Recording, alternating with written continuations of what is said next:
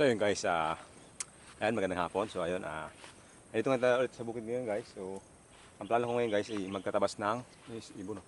Magtatabas ng damo pa rin, yung paglilipatan dun sa kubo. So yun yung plano ko guys. Pero ngayon, bago tayo dumiretso dyan, pastol natin yung baka. Painumin natin ng tubig. So yun guys, may bayabas. Tingnan natin kung hinog na to. Dami. So yun guys, tingnan yung bayabas. Dami. Yan. Yan guys, bayabas. So ito, medyo hinog. Para lahat naman na hinog ata. Yan. So yun guys, ang dami doon. Ayan. So yun guys, bayabas. Hinog, Yan guys.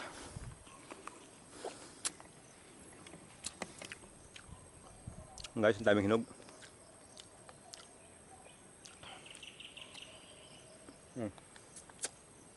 Hanggat baka namin yan guys. Nanganak nung nakarang buwan. So yun.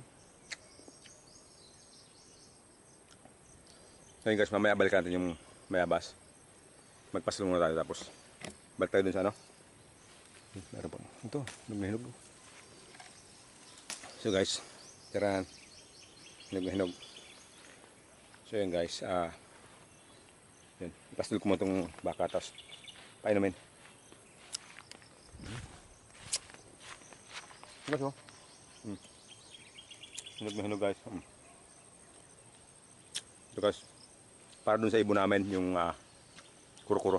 Yan guys, nakasabod na. Nakaano na yung baka namin, nakasabod. So yun guys, painumin natin yung baka. May tubig dito sa may palayan, sa gilid. Ayan.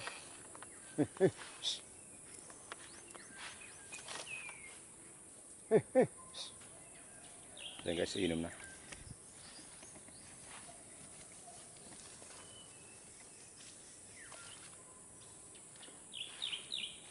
Ayan. Ito mga guys, mga nasa 1.5 months na ito guys, yung anak niya. Lalaki nga lang guys, mas maganda niya kung babae para dumadami. So yun guys, ayos na. So ngayon, ayun guys, ipastol natin dun sa unahan. So yun guys, ito gumawa ko kanina ng ng pangkalawit dun sa damo para mag-aawan ang tawag sa Tagalog nun. So mag-aawan, parang sa magtatabas ng damo guys, kailangan yun. Pwede siguro dito guys yung marami pa naman ang damo. So ayun, dito na siguro guys. Okay, doon sa kahoy, ayusan nyo. Doon sa taas. So yun guys, andito tayo ngayon sa pwesto. Saan tayo mag-katabas ng damo. So yun. So yun guys, ito yan. So ito guys, hindi na kasi kaya ng ang kapal kasi ito. So nahihirapan lang ako guys, gumamit ng So ayun, mano-mano muna tayo. So yun guys, mag-umpisa tayo magtabas ng dahon nung yun.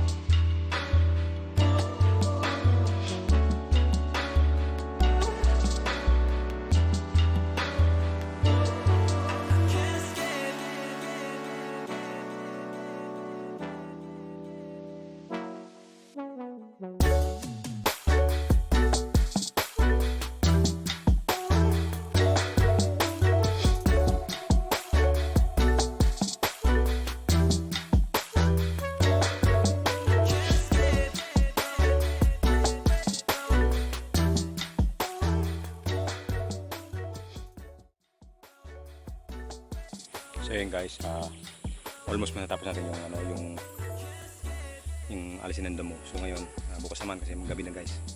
So ngayon pagkain natin yung isda. So ito siya. Guys, meron pa tayong tirang ano, kain. So lagyan natin sa isda. Yan guys.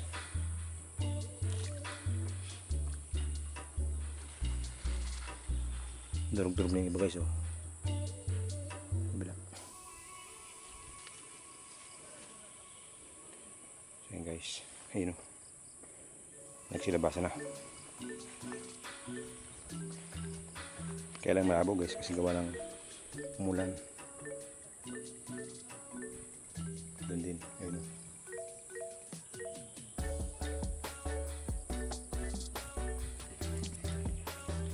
So yun guys, bukas ulit. So nga pala guys, hanapin ko pala isang ano, yung kalabaw namin kasi nakalimutan ko tanong si papa ko saan yan nilagay. So yun yung hanapin ko muna. Kasi nakakatin ako sa dulo, wala. Doon wala. Pero ikot ako nung guys, kasi wala na may maglalagyan eh. So yun guys, tara, hanapin natin yung kalabaw. So yun guys, nakabot ako dito sa tukok ng bundok. Wala akong makita ng kalabaw. Saan ka nilagyan yung papa? Hindi ko kasi nag-guess na tanong eh, bago kumalis ng bahay kanina eh. So guys, hindi na ako sa mundo po. Ayun o. Yan. Yan guys. Wala talaga. Tanong ko na nga yung bahay namin guys. Ayun yung bahay namin o. Wala talaga yung kalabaw eh. So ayun guys. Dito sa baba, kabilang bundok guys. So yun guys, ayan, andito na ulit tayo sa bukid. So umaga na guys. Nalita ko natin guys, kasi papanaon na kanina pa. Kasi guys, yung baboy namin na inahin, yung nanganak na nasa video, nakawala. So ginawa ko pa ng kulungan guys. So yun guys, paputuloy natin yung ano, yung pagtatabas ng damo dito. Yan guys, yung project natin. So bago natin guys, yun yan, ito guys, kamuting kao ito guys, yung tinambak namin dito, yung nakarang taon. Yan, nagstubo ulit. Pero walang laman yan guys eh. Pero kung natin guys yung mga talbos ng kamuting kahoy para igulay mamaya tanghali. So yun yung gagawin natin guys ngayon. Ayun. Si Papa yun, si Papa nag-scatter na sa dulo. Ayun o. Ayun siya guys. Ayan guys, so bali yan guys, ginagawa ni Papa. Ginag-grass cutter na yung ano, yung mga gilid ng ano nung palayan kasi ano guys, magtatanim na. Season na ngayon ng pagtatanim ng palay. So ayan, nire-ready niya muna. Tapos after niya, naararo yung gilid. Tapos nararo na lahat. Papadaanan ng landmaster. So yun guys, yun yung ginagawa ni Papa ngayon. Tapos may dalawa tayong bata dito. Yan. Mga tropa. Yan. So yun guys, magtalbos muna tayo ng kamuting kahoy para mailuto mamaya tanghali. So yun guys, hanggang doon sa dulo. Pero ito guys yung alisin natin. Ayan o. Hanggang doon sa dulo. Taas. Yan. Kasi guys, di ba yun yung dito natin nilagay yung kubo. So dapat yung likod natin malinis. So yun yung gagawin natin guys.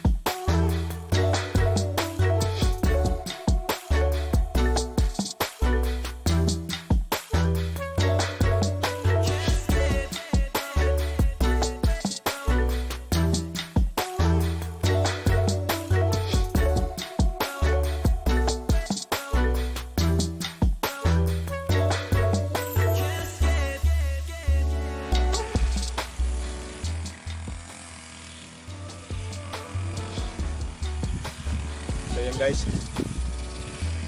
Natapos natin yung area na to. So next, siguro pag may hapon naman yung kabila. Ito guys, pakita nyo yung nagawa natin. Okay guys. So yun yung guys yung mga ano natin. Nilabasan natin ang ano, ang damo. Ayan, hanggang doon. Hanggang sa dulo guys. Ayan sa baba. Tsaka yung mga nakahapon na yun guys, yung kahapon. So yun yung mga natabasan natin. Tsaka sa baba yun, nasa isa, dalawa, tatlo, pangatlong ano na guys. Pangatlong paras. Parang ano, paano ba sa Tagalog yung paras? Basta yung ano, paras. Sa Bicol kasi paras yan guys eh. So yun. So yun. So yun guys, tayo pahinga muna. Kasi sobrang init na guys, siguro mga alas 10 na or 9:30 ganun guys. So pahinga muna tayo. Yan guys. So yun guys, ayun, andito kami sa kubo ngayon ni Papa. So yun si Papa. So meron tayo ditong dalawang mais. Yan. Sweet corn. Guys, pinili ko kay ano, kay Amy. So yun. Shout out kay Amy. Maraming salamat sa dalawang mais. Pero binili ko sa kanya yan. So yun guys, snack muna tayo. Lutuin natin to na madalian lang. Tapos yun, snack tayo tapos sabi uwi. So yun guys, tingnan natin to yung mais. So yan guys yung mais. Yan, dalawang piraso. 20 pesos isa. Tapos ito guys, yan. Yung kaldero malinis na yan. So nilinisan ko na yan. So ngayon guys, yan, balatan natin. Tapos iwain natin sa gitna. So yun. So yan guys, balatan natin. Yun, ganda ng laman.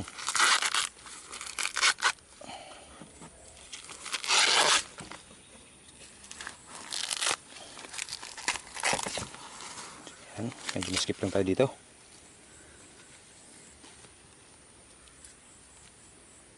Yan guys. Yan. Good na yan kahit may buhok-buhok pa ng konti. So yan guys, hiwain natin para magkasya sa sigawan natin sa gitna para magkasya sa kaldero. Yun. Hinggan natin. Yung isa pa. Yan guys, ang ganda ng laman, oh. Buong buo.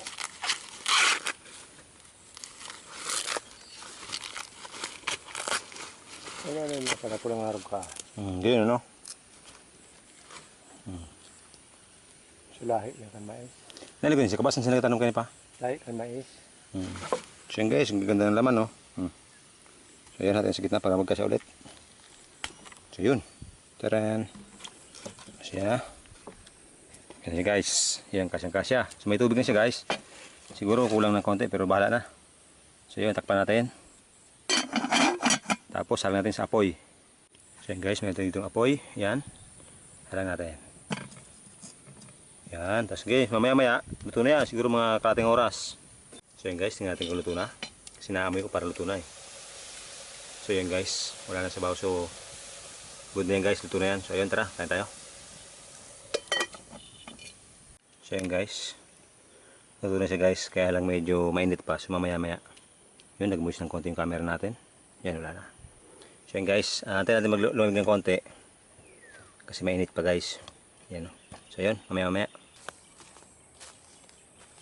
So yun guys, bumalik tayo ulit dito sa ano, sa bundok para sunugin guys yung mga ano, yung mga sa ating ano, damo kanina. So yun, sana naman medyo tuyo naman guys ng konti. So pwede na yung sunugin para paglagay natin dito ng ano, ng kubo, malinis na guys. So ayun, tara, sunugin natin.